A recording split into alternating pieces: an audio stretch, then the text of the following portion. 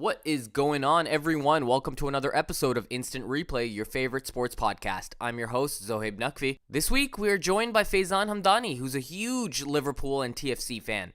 We talked to Faizan about the landscape of European soccer, in particular, the UEFA Champions League, which is well underway. It's a great episode where I personally learned a ton about the sport and the tournament. Hope you guys enjoy.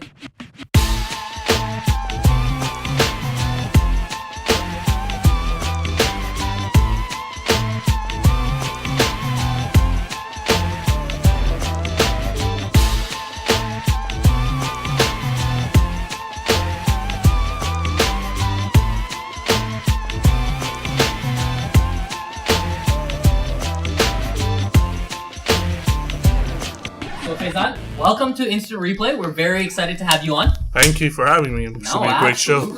Are you kidding me? When you reached out to me, I know you posted on our Facebook wall and you said, hey, where's the soccer content? Yeah, I mean, I was looking forward to that. I was actually wondering when you were going to do that because every time you release something, I'm like, oh, basketball. Yeah. I was like, all right, where's the soccer, man? I'm going to reach out to Zohaib and we're going to see something. Smart man, you went right to the source. Went right to the source because I enjoy your podcast. And maybe I thought, at the back of my mind, I'm not going to lie, I thought maybe I could sneak onto this show. Oh, so you worked your way, you worked your magic, and here you are, man. Not going to lie about it. That's good. That's awesome. We are so happy to have you on. You know, from my perspective, like you said, I always say this, the core sports, I love watching basketball. Naturally, you can obviously tell that with the amount of basketball episodes that we do. My co-host as well. We love football, but football season's kind of on hiatus right now. And then we also love, at least I do, MMA. And so we're going to be talking about those sports. But, a sport that in North America isn't really necessarily talked about is soccer, football, whatever you want to call it. What do you prefer, soccer or football? You know what? I always used to say football. But you gotta say soccer now because I've been in Canada for 10 years now, and it's just naturally coming to me. I know my friends in England, back home inside, will say what's wrong with you, but I just say soccer now. I totally agree with you. Yeah, so for me, it's like natural to say soccer, but I get called out quite a bit by people. People are particular about this stuff. I think people who are, traditional, they're going to call you out on That's exactly it. But the new generation, I think it's soccer. But just to go back to your earlier point where soccer's not really talked about a lot over here, in the last 2-3 years, soccer's picked up huge, especially in Toronto with the whole MLS Cup that just happened. Absolutely. I think there was a boom after that. What did you think about Toronto's run? Were you happy with it? Were you disappointed that we made it so far and then we lost? What's your take on that in general? So, I was actually at the final. Oh, dear God. You were at the final? Yeah, I was at the final. It was, freezing. Oh, my God. But the atmosphere was absolutely brutal. I've been in some games where, back home in England, and the atmosphere was comparable. Really? People were bouncing. The stadium was packed. There was a huge lineup outside the stadium. People were just singing, cheering. As for the actual game, I was disappointed we lost for two reasons. One, Seattle was not as a good team as Toronto was on the day. If you actually look at the stats, Seattle did not put a single shot up the entire game. Right. And they still beat us. Well, I remember we had a more dominant playoff run. We did. We beat Montreal easily. That was unexpected. We brushed aside New York, which had David Villa in it. Yep. So we just, we got ourselves to the final very quickly. But just the final, I think we just sort of choked. That's the word for it. We choked. We had a big stage for us. We hadn't been there. You know what I mean? Honestly, Toronto FC over the last little while has done, or at least this season has done well. Otherwise, they haven't really made the playoffs that often. No, we haven't. And I think this was the first final for sure. But we picked up some great picks. Giovinco is a big one. Yes, absolutely. I'm surprised he left Juventus to come to Toronto because this guy can play in Europe very well. Do you find that interesting now? Like David Villa, you mentioned, Giovinco, you mentioned, all these players from Europe are coming over now and paying attention to the MLS? Well, see, it's a little bit different with David Villa and Giovinco. Giovinco, when he came, was in his prime. Still is in his prime. Yeah. David Villa came sort of, in his twilight of his career, his last 2 to 3 years, right? But you're right. This trend is happening where more and more players are coming to the MLS. Yeah. And are taking it seriously. Yeah. I think it started with Beckham. Yeah. Right. I totally agree. Beckham was a great ambassador for it because people thought he would come and just do the whole Hollywood thing and just show. But he played hard, He played well. He played very well. He was big for LA, and then more players, Robbie Keane, Thierry Henry came. So people are taking the MLS a little bit more seriously. Would I say it's is a standard as anywhere close to Europe? No, not yet. Not yet, but it's getting there. And Europe's been around for they've been playing in the see, that's the thing. Their leagues have been around forever. Their leagues have been around. Well, MLS has been around forever too, but MLS has been around for a solid 20, 25, 30 years. Wow. The only difference is that the European imports have only started coming the last 10, 12 years. Right. It started with, as I said, Beckham. Yeah. But as I said, when Giovinco came, Michael Bradley, he's the captain of Toronto FC, very solid. He played for AS Roma. Wow. AS Roma are still trying to get him back. Josie Altidore, our striker. Yes. Powerhouse. Absolutely. He played for Sunderland. Yep. In the Premier League. He also played for the U.S. national team, right? He plays for the U.S. national team. So these were 3 big picks. And then we had Ricketts. He came off the bench a few times. Right. Dominated. Scored some vital goals. So Toronto FC made some great picks, and I'm actually backing them to go far again this season. Really? Just because we retained the players. Giovinco allegedly was supposed to go to China. Right. But he's apparently staying on. So I'm actually backing. I was looking around. LA lost Steven Gerrard and Robbie Keane, so LA's looking a little weak. Pirlo, I think, Lampard left New York, so they're looking a little light. So Toronto's still got a great shot to maybe bring another, bring the title back. That makes me feel, as a Toronto native, that just makes me feel more optimistic about our city as a sports city in general. Well, we're doing well. Well, the last 2 years, it's been sports. Raptors going to the conference finals. Yeah. The Blue Jays. We got the Blue Jays deep into the playoffs, and we got you know what, we have some big players playing in the city. Josh Donaldson at basically MVP. Absolutely. But losing Eddie was a bit of a blow. But we got some big players. Stud in the Leafs. I know they don't win much, but at least what's his name? Austin Matthews. Austin Matthews. He's a stud. Give him some time. He might be able to help the franchise turn around. Yeah, and that was a big problem with Toronto is that players didn't want to come here. Absolutely. But now players are. Serge Ibaka coming here. Go.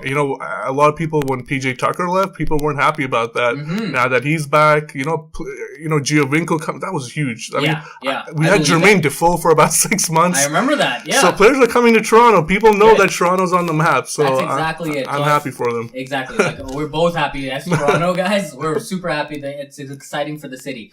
So if we switch gears real quick and we start focusing a little bit towards, the world in Europe now, which revolves around soccer, let's call it, or football. Football. Yeah, it revolves around this. Yeah. Tell me a little bit about. So I know the UEFA Champions League is happening. How long have you been in general like a big European soccer fan?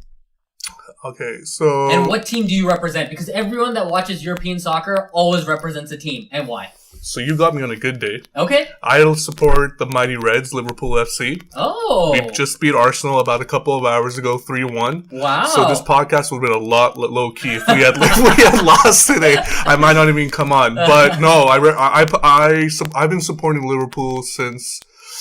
I want to say 1999. Wow. Yeah, when I was roughly 11 years old. I actually grew up in Saudi Arabia. Yeah. And soccer is huge there. It's like a religion over there. It's a religion there. It's in the Middle East, to be quite honest, but soccer in Saudi Arabia specifically... Oh, yeah. I mean, they're not very good, but they love it. They're horrible. It's like sort of like the Maple Leaf situation. Listen to this. So I was like you. I also went to Saudi Arabia, and I was there for about 5 years in my childhood. Yeah. A distinct memory that I have was the World Cup was happening at that point in time. Saudi Arabia was facing Germany. Oh, okay. Everyone. Pause here. So I'm coming out of school. The school bell rings. This is me in elementary school. All I see is a bunch of, and our school was from basically grade 1 all the way to grade 12. Okay, It was like a private school, and everyone was there. Yep. All I see is the grade 12s and 11s just jumping through the cafeteria on the tables, running to get to their cars so they could watch the game. Exactly. By the time I get home, that game is I anywhere between 5 and 6-0. It ended up being 8-0. Yep. As the final score. Saudi Arabia versus Germany.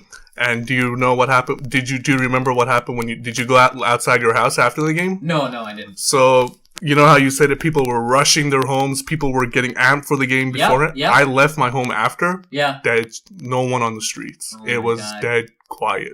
But no, yeah, you're right. I remember that game distinctly. That is a distinct game that every person who's lived in Saudi Arabia remembers. I mean, they were ashamed the next day. People weren't happy about it. The coach got fired.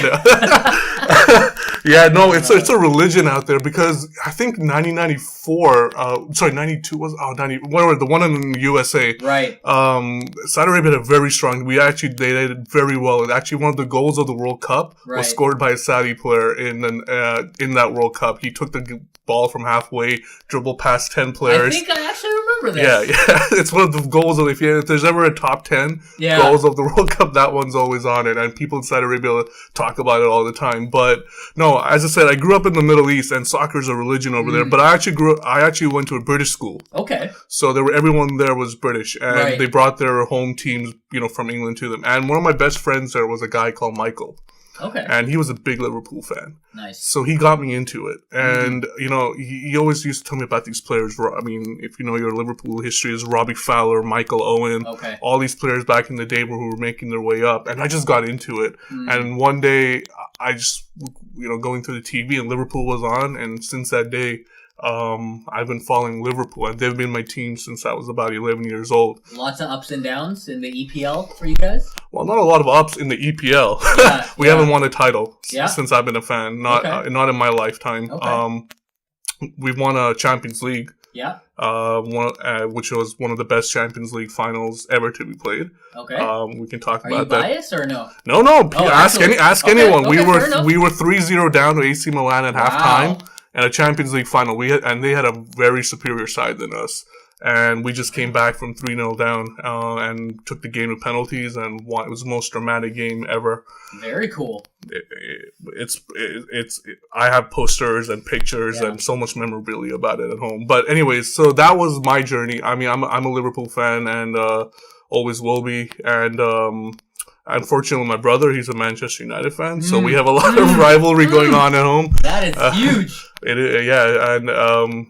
a lot of fights and a lot of trash talking at home, but it's all good fun. And then one of your best friends, Ahad, is an Arsenal fan. Yeah, he's not feeling too good right now. Oh, of course not. After today's game. I actually have to see what he's doing on Twitter because whenever Arsenal lose, he's always on Twitter saying something. So shout out to Ahad. It's okay, next time. But no, he's an Arsenal fan, and I got some other friends, Liverpool fans. We get together, and there's a Liverpool bar in Toronto. Not many people know about this. Nice. When I used to live down there, I used to live right across the street from this bar. Okay. So every Saturday morning, like 50, 60 Liverpool fans would get together and it's anybody who supports a team knows it's more than just a game. Absolutely. My weekends hinge on these results. if your weekend, the mood that you have on the weekend will depend on what happens in the game. Yeah, if I ever get married, I feel bad for my wife. Her mood will be determined by my mood. But actually, I've become more low key about it. I've the more experiences you get in life, the more think about. These results don't matter that much. Okay. But you tell yourself that. But deep down, we know. Deep down. We know deep down. So we know that round of 16 has begun for the UEFA Champions League. Oh yeah. Right? Huge. This is basically the biggest tournament in Europe for soccer. Yeah. Right? For the club level, at least. Yeah. I guess there's obviously the matchups that we expected. There's powerhouses in this. Majority of the teams at this point in time are the respective best in their leagues. Let's say that, like whether it's the German league, whether it's the Spanish league, whether it's the English Premier League, you name it, they're the powerhouses in their league. Yep. Explain to me, in your opinion, who you thought before any of these games in the first leg had happened, who you thought was gonna win, and then we'll get into obviously who you think now after the first leg, but who you thought at the start of the tournament who was gonna win. Let me tell you something. When it comes to the Champions League. I will honestly just say this, is that apart from one or two teams, anybody can win this competition. Okay. And I'll tell you why. Why? in 2004, 2005, when Liverpool won the Champions League, I'm going to go back to my team, but it's honest to truth, is that Liverpool, when we won it, nobody gave us a chance at all. Nobody. Right. And the reason we won it is because the Champions League is a format where you get two chances, right? Yeah. You get a first leg and you get a second leg, right? Right. So you can actually, and managers know this, is that you can actually tactically adjust yourself, because it's not one game you're out. You get a second chance. So managers know this, and if you have a good tactically acute manager, they can actually take you all the way to the final, knowing what the other teams need. Because remember, when a Spanish team plays a German team or an English team plays a Spanish, they haven't played each other a lot, right? Totally so they don't know what their tendencies are, what their strengths are, the way they attack. So to go to your, if you have a good enough manager and your team wants it enough and is tactically aware of what is going on, anybody can win. Now, if I was to put money on it at the start, who did I think was going to win it? Yeah, who is this? Let's hear it. Honestly speaking, I was going to put my money on Manchester City. Really? Yeah. And they're still in with a shout. Yeah, absolutely. Yeah. Just because they brought over Pep Guardiola. Okay. And they have some fantastic players on there. They've never won it before either. I thought maybe just this year they'll go over that. And I still think they'll win it, actually. Let's talk about Manchester City just briefly, because so I used to watch the EPL a couple of years back. I've obviously lost a little bit of touch with it. Yeah. But back in the day, Manchester City was not a powerhouse. It was either Liverpool, Chelsea, Arsenal, Manchester United. Those are the richest clubs. Yeah. Those are the guys that got the big names to them. Yeah. And Manchester City, as of the last, let's say, 5 to 8 years, they've started attracting the right level of talent. I think they've got new ownership as well. Yeah. Am I right about that? They got 8 years ago, roughly. They got these sheikhs from Dubai. Yeah. So do you think now that's why they're attracting talent, because they have more spending? Yeah. Unfortunately, games change now. I think we're seeing this across many sports, maybe apart from the NFL. Okay. Where we're seeing that money talks. Yeah. I will go to the place where they pay me, 100%. Right? And Man City, unfortunately, will say to any player, okay, how much are they giving you? We'll give you $50,000 more per week. Okay. And that's how they're doing it, right? They have to. I mean, if you want to win the big prizes now, you gotta get the best talent, and the way to 100%. Get the best, because teams, like, for example, if you're an Argentinian sitting in Argentina, right? Yeah. And you don't care about whether you go to Liverpool or Manchester, you have no affiliation with them. You don't care about their history. You just want to win a trophy, right? Totally. You want to win a medal. Yeah. So you'll go to the player who have are spending money on players and are spending, are going to give you the right salary and where you have a realistic shot. And that Man City know this. Yeah. So they're throwing money at players and saying, "Come over here, and you'll realistically win a title," and it's working. Now, but where Man City lacked beforehand was they didn't have a great coach. Gotcha. But now they have Pep Guardiola, who everyone knows just dominates everything wherever he goes. So they have a good shot with the Champions League this year. Good. Very cool. Nice. Yeah. So speaking of talent, like you said, teams are obviously bolstering up their talent. We know this best for like powerhouses like Barcelona, obviously, and Real Madrid. These guys have like unlimited amounts of talent. They have like some of the best players in the world, Barcelona in particular. Yep.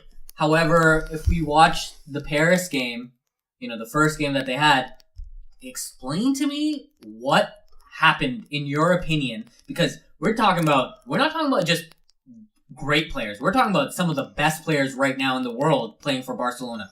You got Neymar, you got Messi, Suarez. You got Suarez, you got all these top A-tier level players, and they lost 4-0 to Paris SG. Yeah.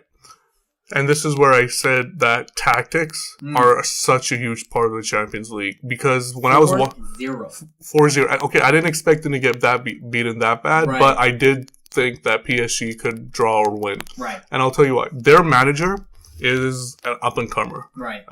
He won so there's a Champions League and there's a UEFA Cup, the smaller European trophy. Sure. He won that 3 titles back-to-back. Really? Right. He got it basically. Wow. So he won that with Sevilla 3 times in a row. This guy is and he actually beat us Liverpool in the final last year. So this is how I know this. So he is a very good man. In fact, I think if anybody who's looking for a coach right now, he's the guy to go to right now. Right. Anyways, as I said, is that he found Barcelona's flaws, Right. and he just exploited them. Right. He just worked around it. And that, if you watch the game, Barcelona had no answer to. They just kept trying to do their thing. Totally. And PSG said, hey, we knew you were going to do this. And then just played rings around them.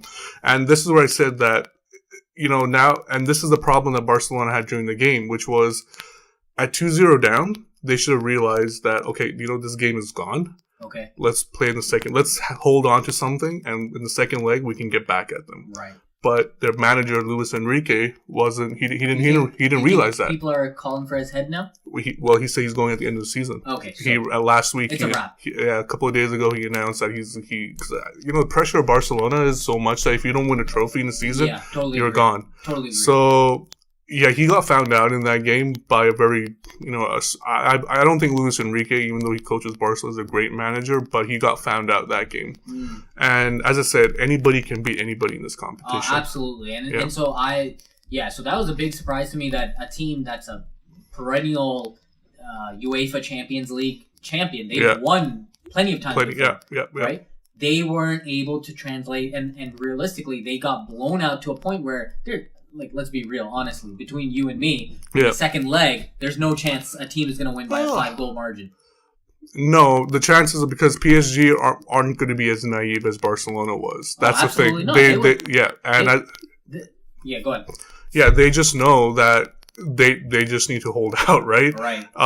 And Barcelona, for all their power up front, you're right. I mean, I just can't see someone being rolled over. I don't think it's ever. I think it's happened only once where a 4-0 lead was blown. Yeah, so the odds are not in their favor. History's not. I want to put money on it. Okay, cool. So there was that game. Yeah. Then we had. Okay, so explain to me this one. If you look asking, I'll have this just so I can rub it in. So explain to me this one. Bayern.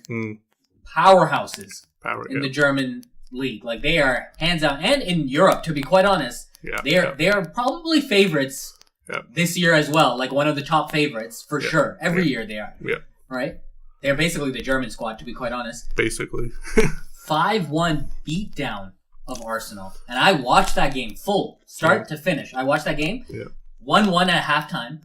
I leave. Okay? I walk away from the TV. 10 minutes later, I come back. They had scored 3 goals in the span of 10 minutes. Yeah. Okay, does that mean that Bayern is that good, or does that mean that Arsenal is that bad? Oh, this is a loaded question, because Arsenal is one of the most confusing teams in Europe. Look, what it was a mixture of things. If, as I said, Bayern were not that great. Right. They were good, but they weren't 5-1 good. Right. Arsenal let them be that good. Yeah. And the problem, again, is that Arsene Wenger, who has been with Arsenal for about 23 or 25 years, longer than I've been watching soccer. Anyways, he has been found out in the Champions League over and over and over. When you say found out, you basically mean they've solved him. They've solved it. They know what he's about. Strategy. They know what he's going to play. Gotcha. And Wenger makes very dubious decisions when he goes away on these Champions League nights, and the fans are calling for his head.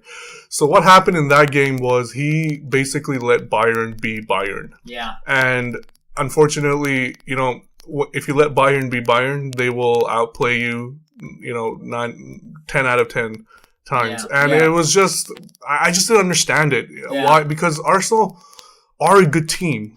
Do not get me. They have world-class players. Alexis Sanchez, Ozil. I believe Giroud's a decent striker. Koscielny, Mustafi. These are Xhaka. These are good players. Right. But for some reason, I don't know if it's a mental thing. I don't know if it's Arsene Wenger. I don't know if maybe I'm just wrong and these players aren't that good. Right, yeah. It's just that they just don't perform. No, I'm on the same page. And they're beaten before they even enter this. They get beat by Barcelona every year. And not just, 2-1 or 1-0. They get beat 4-5-1 every time this happens. And I wasn't surprised they lost, but I was a little surprised that they got beaten 5-1 just because Bayern has not been as good as they have been in the previous years. Right. If you actually watch them. Okay. They're good. Don't get me wrong. Still a powerhouse. Yeah. But it was more about Arsenal saying, come at us, and we'll let you win this game more than Bayern being. Well, realistically, I still think Bayern is still a favorite for sure. To win it all. I think that's going to be for sure the case. But I totally agree with you. The reason why I flipped to that game was specifically because I saw two headliners, playing each other. In my opinion, Arsenal is one of those teams in the EPL that is a fantastic team, high quality team. Gets the big names like Ozil to sign on and believe in what they're doing. And then you have Bayern, who's the powerhouse. So I was like, okay, at least, I knew Bayern was going to win, but I was like, at least it would be competitive. But that was just a complete beatdown. It was, if that happened to Liverpool, and it has happened to Liverpool before, it's embarrassing. And, I think if some things need to change at Arsenal, whether it's a manager, whether it's the players, but I do... Because I felt it as a Liverpool fan. Yeah. Something needs to change at that club. If you watch their fan podcasts, they're calling for the head of the manager and the owners. I think they'll come, realistically. I think they're underperforming, to be quite honest, in the EPL and in the UEFA Champions League. So what's there really to keep the coach for? But the owners love him. The owners, because he guarantees them money. Yeah, but oh well. At a certain point in time, the owner's going to need to decide whether he wants to win or whether it's the money, right? But that's the problem. The fans believe the owners don't want to win as long as that money's coming in. So it's a very loaded and tricky question when it comes to Arsenal. Fair enough. Okay, fair enough. Yeah. So then we look at, let's go through some of these games a little bit quickly. So we look at Real Madrid. I watched this game the same day. It was the exact same day as the Bayern game. Napoli. Yeah. So I don't know much about Napoli, but obviously Real Madrid is a powerhouse. Maybe you could tell us a little bit about Napoli in general. Yeah, so Napoli, they've got some one or two good Italian players. Team? It's an Italian team. Yep. Naples. Yep. They're not the best in Italy, but they're always up there. I call them the Liverpool of Italy. Okay, they're up there. That's good perspective. Yeah. So yeah. They've got one or two. Hamsik is there. They got a good goalkeeper in Pepe Reina. They're a solid team. They're not a team that would necessarily win. You would put money on winning the Champions League, right? And the result was expected. There's a big difference in class between. Okay. What was the final score? 3-1. 3-1. Yeah. 3-1 so. Final. Yeah, that was one of the more expected ones. You could say that was. So you weren't surprised at all? Oh no, I didn't even keep track because I knew that would happen. Okay, fair enough. Yeah. So let's keep going. We have Manchester City taking Monaco. Yeah. Monaco. Yeah. 5-3. Yeah, that was a roller coaster of a game because I'm hoping that Man City. I'm not hoping but I'm betting that they would win this. So that game, Monaco were dominating Man City for very large portions of the game. And I was very surprised because this is Monaco against Man City, but not just Man City. Monaco is which league? French League. French League, good. Yeah. So they are one of the other teams who have pumped millions into their club. Oh, okay. Yeah, they have great players like Falcao. They have, who else do they have? Falcao. I can't remember the top of my head, but Falcao dominated in that game. He scored a lovely chip. Anyways, they dominated for most of the portion of the game, and the reason I'm surprised is because it's against Man City, but it's against a Pep Guardiola Man City, and Pep Guardiola does not get tactically outwitted in most games, but he was there, and he was lucky that Man City, led by Sergio Aguero, who is just phenomenal, was just able to find another gear, and he just took them by the shoulder and brought them back. Okay. So I think Monaco also messed up in the fact that when they were down 4-3, they should have just said, okay, let's just defend now, have something to hold on to, fight for in the second leg. But again, and I don't know why managers do this, they kept attacking, paid the price, now they're 2 goals down. Yeah, which is actually a margin that's reasonable. It's reasonable, but it's still tough because you're not talking about a team that's, that's worse than you. You're talking about a team that's much better than you that have to do it against in Man City, right? So it's going to be tough, but it's better than being 4-0. Yeah.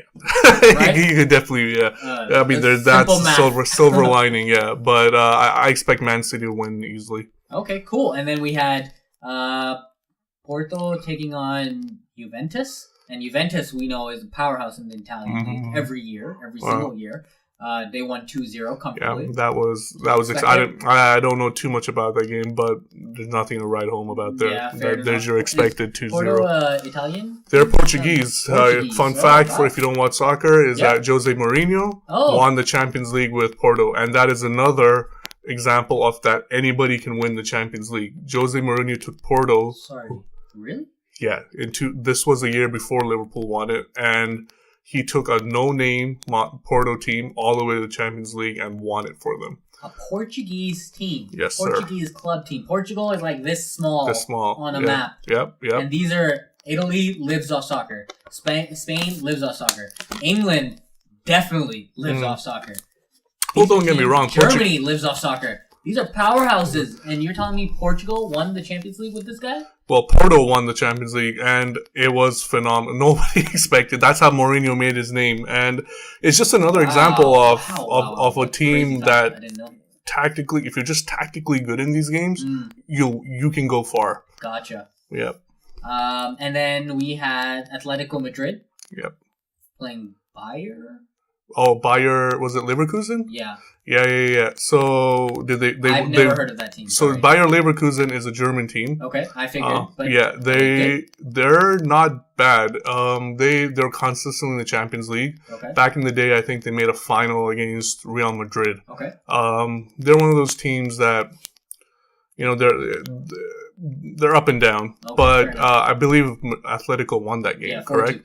4-2, yeah. So Atletico Madrid are my second team to make the Champions League final. That's interesting. Because again, just for that same reason, they have a very tactically good manager. Interesting. So to me, it seems like what your picks are. Essentially, everyone's got talent at this stage of the game. Yeah. And you're just picking who is the most strategy-based, like what is the most optimal strategy, who's going to be able to solve the Rubik's Cube, essentially, of other coaches in different leagues. Yeah. And you're picking based off that as the differentiation factor. Well, Atletico Madrid have reached a Champions League final twice in the past 4 years or something. Okay. And I think they're just bound to do, because they have a very good manager in Simeone. Okay. Some great players in Antoine Griezmann, Fernando Torres, Godin. Fernando Torres though just got hurt brutally. Yeah. He's I think a head injury. Yeah, I think he's released from the hospital. But that looks sickening. I don't think he's playing. Yeah, I think if he suffered a concussion, he wouldn't. Exactly. But Atletico have a very strong team. Not the best. Actually, you probably love Fernando Torres. It just came to me. I was like, his Liverpool days were probably his best days. They were his best days. Unfortunately, once he left, we got a big pile of cash. Watching him, this is like in 2008. High school-ish. Yeah, so right. Just after high school. Yeah, just after high school. Well, during high school and after. It. Yeah, he was the closest thing at that point to Thierry Henry. He was nowhere as good in the end, but. Right. He was the closest thing when it came to finishing. Exactly. I was going to say, he did one thing extremely well, and that was finishing. And he was lethal. Then when he went to Chelsea, he kind of had that odd stunt where, like, he couldn't finish anything realistically. And the problem was he didn't have Steven Gerrard behind him. You always need someone supplying the ammunition. Gotcha. Chelsea didn't play around him. Liverpool said, we'll play around you. Right. You're the main man. Right. And Gerrard was saying, feeding it on a plate to him. Right. Chelsea didn't do that. At that time, it was Didier Drogba that was the main man. Yeah. And Torres even said that. He's like, Drogba's the main man over here, which is why I'm not scoring it. But you know what? Titles-wise, he's not done too bad. He's won a Champions League since. He's won a few Spanish titles. He's won a Premier League. I wouldn't say because of him, but that's what players go. That's why he moved from Liverpool to win titles. So he got what he wanted. Fair enough. Okay, good. And then we have, I think, talking about all Dortmund actually lost. Yes. Who did they lost to? A Benfica, right? Yeah, another Portuguese team. So what? Yeah. Dortmund is a pretty good team on the German side. Yeah, one of the best. So our current Liverpool manager, Klopp, used to manage his Dortmund team. He rebuilt them. Okay. Took them to a couple of Bundesliga titles, German titles. Yeah. Took them to the Champions League final a few years ago. Yeah. And they've been reaping the awards ever since. Who did they face in the Champions League final? Bayern Munich. I remember that game extremely well. That was the people were rooting for Dortmund. Because they were the small club. Yeah. And Bayern is the powerhouse. Yes. Unfortunately, Bayern won. Yeah, I know. It was a good final. Robin scored in in extra time. But Dortmund have been reaping Jurgen Klopp's work since. They've got another good manager in I forgot his name, Tulich or something like that. Tuchel. Yeah. And they're a good team. I'm surprised they lost, but I think they can turn it around in the second leg. They're a very good attacking team. Good. So you still So now I think we've kind of wrapped up all the first leg games. Yeah. So let's go through this. Do you think, in your opinion, Barcelona can come back? Or are they done? Look, they can come back? No, I'm asking for you, not a political answer of like, they can, but, you know. I think they could possibly bring it to 3-1, but I don't think they can't turn it around. No. They could bring it too close, but I don't think they'll turn it around. Okay, fair enough. Do you think Dortmund will come back and beat Benfica? Yes. Yes? Yes. I think there's too much firepower at Dortmund. Okay, so you think Dortmund's gonna basically make up the margin of being down? They're capable of scoring 3-4 goals, so... Okay. Yeah. Fair enough. Okay, and then do you think Real Madrid versus Napoli, who's gonna win there? It's pretty obvious, I guess. Yeah, I think that's another comfortable win for Madrid. Win, okay. Bayern, Arsenal, do you think Arsenal has a shot? No. Think about what you say. Think about what you say and the backlash you're going to get from people you know. Yeah, no, I think even Arsenal fans know that this is going to be more of a filler-in game type thing. No, it's a hopeless situation at Arsenal right now. I think you should give a shout out to Ahad right now after saying it's a hopeless situation.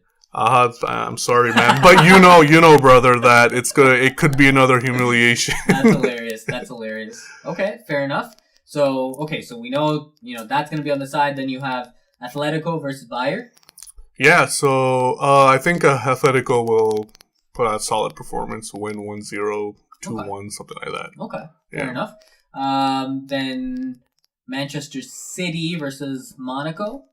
That's going to be an interesting game, but I think Guardiola, especially with the 2-goal lead, I think they'll go out. They'll win. 2-1, 3-2, or 1-1. It'll be a comfortable night for Man City. Fair enough. Okay, and then you have Porto versus Juventus. Yeah, I can't see anything but a Juventus win or stale draw. Okay, fair enough. So majority of these, other than Dortmund, you think the original team is going to win? The team that won leg 1 should win leg 2. Yes, the deficits are such huge in those games. That's what I was surprised by too. And that's where I keep saying, you got to be tactically acute in these games. Give yourself a chance at the second leg, but no manager apart from Dortmund allowed themselves to do that.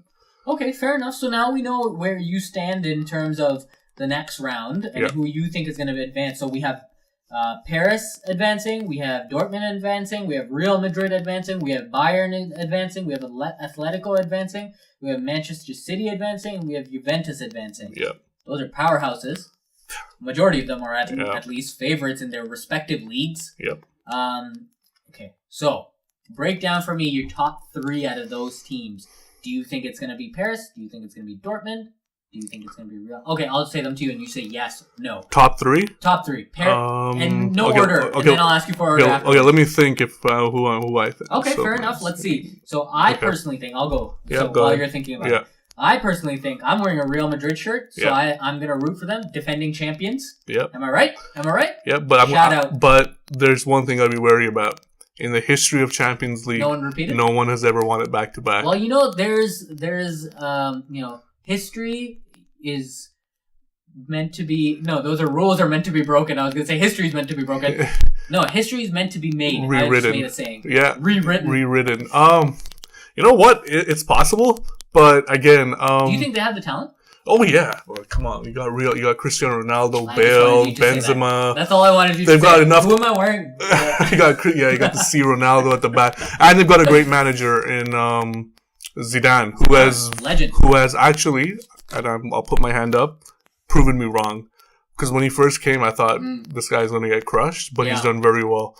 But the only reason I'm not picking them is because nobody has won the Champions League back-to-back. Sure. Fair enough. Yeah. Okay. So that'll be my first, in no particular order. I'll just pick Real Madrid. I think Bayern. I'm hands down picking them as one of the favorites. Mm-hmm. And lastly, in my opinion, I'll go with those two for now. I actually haven't watched enough of Juventus. Otherwise, I'm leaning towards Juventus, but I haven't watched enough of Juventus. Okay. Those are fair enough picks. And if there were other years, I'd agree with you. Yeah. Out of my top three, the only team I'd have there is Bayern. Okay. So I'm actually thinking that Man City will win this. Will win it this year. Yeah. And Atletico will be in the final with them. Okay. And if not one of those two teams, and then Bayern would be in the final because they have a phenomenal team. Yeah. And they have Carlo Ancelotti. Yeah. Great manager. If it wasn't for Klopp, I'd have this guy managing Liverpool. But I've already figured out how you pick teams. It's like the manager needs to be fantastic. You have no idea how important it is in the Champions League. Liverpool only won. I'm going to keep using this. Liverpool won the Champions League final and the tournament because of the manager. Right. Porto won into that year before because of their manager. Right. Champions Leagues are won because of managers. Right. Because it's not a. It's a bit of a marathon, yeah. but you get a second shot at it too in every round. So it's very important. And all three of these teams, Simeone, and Bayern with Ancelotti, City with Guardiola, great managers who know how to maneuver around this tournament. Nice, man. So are you looking forward to, I guess, leg 2, or are you kind of like settled? Oh, okay, you know what the results are going to be. I'm gonna make a confession. Yeah. Apart from maybe 1 or 2 games, I don't watch these games. Yeah. And I'll tell you why. One, because I'm at work mostly. Oh, that's true. Okay. Timing-wise. So I'm not, if Liverpool... But you'll watch the highlights afterwards. I'll watch, you know what, sometimes not even. Unless it's a game that I'm very pleasantly shocked by, I will not. Because, if it's expected, I don't need to watch the highlights. Right. For example, when Arsenal lost 5-1, I was like...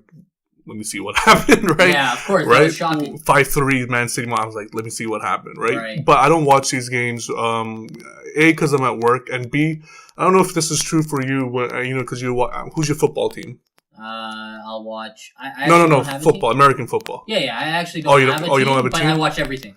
Okay. I literally spend my Sundays watching football. Okay. Start to finish. Are you a hardcore Raptors fan? Yeah. Okay, so let's say you're watching a game that doesn't have the Raptors in it. Do you get the same feeling?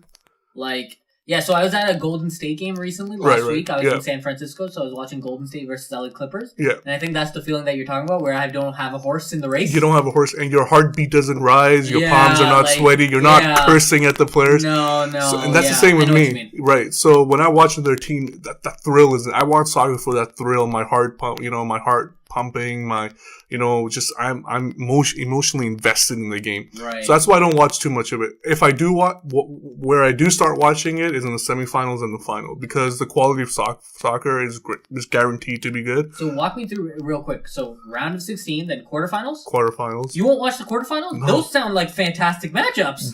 They will be, but for their fans, it's great. Is it 2 legs on the quarterfinals? It's 2 legs all the way to the final. God damn! Yeah, it's a long tournament. It's a long. That's what I'm saying. It's not it's not like decided just like that. It's not like the NFL playoffs where it's 1 game elimination. Exactly. Even NBA is like a long series, but it's like. Oh, don't get me started with I have a huge problem with the NBA finals being 7 games. What do you mean? I love that it's 7 games. I believe the final of any basketball game should be 1 game. No. Winner take. No. Hey, you know what? I'm not. We're not talking about basketball. But we're not. I'm not a basketball. Hardcore fan. Yeah. So I'll take your word for it. I just see 7 games. But so I just don't get emotionally invested in unless Barcelona's playing Madrid.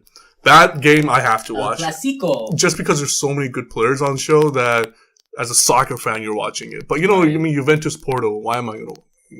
But if I tell you, Real versus Bayern, come on, man. Yeah. Maybe if I'm not doing anything, and football. If I'm not playing, if I'm not invested in a video game that day, then maybe I'll watch it. But if it's a semifinal, I'll watch it. What video games do you play? Overwatch. I don't know if you ever heard of it. Of those. I've only been playing FIFA all my life, but someone told me go play Overwatch, and now you're hooked. And I've heard about that game. I've heard that it's phenomenal. It's amazing, man. Yeah, I totally take your word for that. Yeah, no. In 1 month, I've played about 35 hours. It's ridiculous. Oh, dear God. Okay, fair enough. Well, man, listen, we really appreciate you coming on. Absolutely. We really appreciate you sharing your thoughts. Yeah.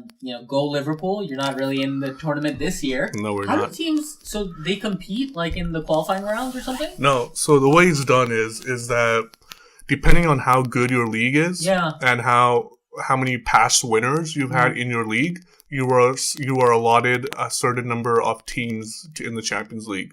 So England, for example, gets 4 participants, and that is decided by who finishes top 4 in the Premier League. And Liverpool didn't finish top 4? Unfortunately, in the last, 8 years, we finished maybe 2 or 3 times in the top 4. We have been not doing so great in the Premier League. Oh, you know what team we didn't talk about? Leicester City. Oh, Leicester City? Leicester City. Yeah, it was one because they played late. They played late. They won. They lost 2-1 to Sevilla, right? Sevilla. Exactly. Yeah. And I've got to give props to the manager at the time of Leicester City, Ranieri. And I'm guessing they won the Premier League with a nothing team. Yeah. It's sort of like maybe if Orlando Magic won the NBA. That's exactly what happened, right? I gotcha. And unfortunately, he was fired. Shout out to Atif on that comment. Well, he's a Magic fan? My co-host lives in Orlando. Oh, that's true. Sorry, man. Sorry. That was not aimed at you. Right. No. So, basically, unfortunately, that coach who wanted for them got fired last week. Yeah. Leicester City, they lost 2-1, so I don't think they're going to bounce back. But I was actually giving them a good shot to reach at least the quarterfinals this year. Yeah. They're just an annoying team to play. We got beat by them last week 3-1. I can't believe that. Yeah, they're a funny team. But I just think Sevilla is a very good team, and they'll be able to figure that out. They'll just play for the draw and go enough. through. But as I said, how our teams a lot. So Liverpool get top 4. Sorry, England gets 4. Spain gets 4. Okay. Germany gets 4. Italy gets 3, I believe. Okay. And Portugal gets 2. I can't believe Portugal gets 2. That's cool. Even Israel gets 1. Really? Yeah. What round were they eliminated? They didn't. They actually have to play some pre-qualifiers, but they get a say in the tournament. I think their team is Maccabi Tel Aviv or something like that. Cool. They have some because they can't play in the Asia tournaments, right? So they play in the Champions League. Turkey has 2 very good teams: Galatasaray, Fenerbahce. Okay. So there's even. And then maybe fun trivia: a Serbian team has won the Champions League in 1994. Ruben Star Belgrade. So they get a say in this tournament too. Then you're looking at Liechtenstein. They get a say. What? Liechtenstein, or what is it? Some small country I don't even heard of. That's a country? Because they won a championship at some point? Yeah. Well, no, they haven't won. They're just allowed because they're European. Oh, I see. So they get one team. They get to and there's some teams that you never even heard of, like Spain. Sorry, not Spain. Scotland gets one team that gets knocked out very early every year. Yeah, okay, fair enough. So it's a good tournament, but I don't get excited till the semifinals unless Liverpool's playing. Unless Liverpool's playing, then you'll be watching religiously. Yeah, my dream is to go to a Champions League final, and inshallah, if Liverpool ever make it again. Requires Liverpool to hold their end of the bargain. I don't doubt your ability to buy a ticket and fly down. Another fun fact: Liverpool is the most successful team in Europe, and the most successful team in Europe for England. Okay. And the 3rd most successful team overall. We won 5 Champions Leagues titles. Wow. Only Real Madrid. And I believe, shout out to Real. Who was the other team? AC Milan have won more. Really? AC Milan have won 6. Barcelona's won 4. Oh wow! Okay, I didn't know that. Barcelona for the longest time, especially between 98 to 2005, 7-year period, were awful. Wow. Then Ronaldinho came. That guy. Revolutionized. That guy was just at the NBA All-Star game. Do you see how much props he was getting? Yo, everyone knows him. And if you're an athlete, if you're a human being, you know who Ronaldinho is. Yeah, but he was being treated like a demigod. Well, he is. If you're an athlete, then you treat him like that. Like, players, like everyone, Draymond was like, "Yo, can you sign this for me?" Like a little kid, you know what I mean? Like everyone knows who Ronaldinho is. Yeah, I think the Joga Bonito era. Remember? I think he revolutionized soccer. He revolutionized soccer for sure. Yeah. Like people, like everyone, whether you were a soccer fan or not, because the World Cup comes around, FIFA World Cup every 4 years, comes around. People get really excited, right? And because they get excited, they start watching. And Brazil is a powerhouse that every year you have to watch. And people just run that team. You know, back in the day, Ronaldinho, Roberto Carlos, Ronaldo, Cafu, Rivaldo, you know what I mean? Like, there's so many great players on that squad and Ronaldinho was probably like one of the key highlights along with, Ronaldo. Just really, people got really attached to him. And then Barcelona was like, in his Barcelona days, he was phenomenal. Everyone wanted to be like him. Everyone wanted to play like him. I totally agree. But, even Cristiano Ronaldo said that Ronaldinho is one of his idols, so that's big props. But that's it's gonna be an interesting conclusion to Europe. But oh, sorry, you don't mean that by the news. You just mean that in general, right? Like to the soccer tournament, not like end of Europe. Okay, cool. Just making sure that's separate. Okay, cool. Oh, we don't talk about politics here. that's a whole nother time. Hey, but by the way, what's interesting is you know how England did Brexit? Yeah, that could affect their soccer big time. That's so weird, man. Maybe we can talk about that in another podcast. Yeah, we should do another podcast. But England could be severely affected by Brexit. Wow. Tax regulations, all that stuff. Interesting topic. Maybe we'll consider doing that down the road. Absolutely. Let's see, man. So again, we appreciate you coming on. I had a lot of fun with this, to be quite honest. Me too. And I learned a lot, which is key for me because I don't get to watch half as much soccer as I'd love to. Yeah. And I know you're a big fan, so I'm glad you reached out to me. Absolutely. And your secret plan of getting us to the podcast worked too. I'm so happy. Yeah, exactly. It's my sneaky ways. So we really appreciate you coming on, and hopefully, as the tournament progresses, we'd love to have you back, and we can, maybe around the semifinal time period or something, maybe sit down and you can tell us how excited you are because you're going to tune in and you're going to watch those games, and we can go from there. Yeah, the semifinal will be a good time because that's when the leagues will be wrapping up too. Yep. So that will be a good time to reconvene. Yeah, looking forward to it, man. Really appreciate it again. And listeners, if you were listening this past hour or so, we really, really enjoyed Faizan coming on, and Faizan brings a lot of experience and a lot of knowledge to the world of soccer. So we hope you guys enjoyed and hope you guys learned. I learned a ton. So tune in next time where we're going to be talking about the NBA again. I know, Faizan. It's all good. It's all good. I'll be tuning in. We're going to be talking about the NBA and, the key injuries that are happening right now in the NBA world. See you guys.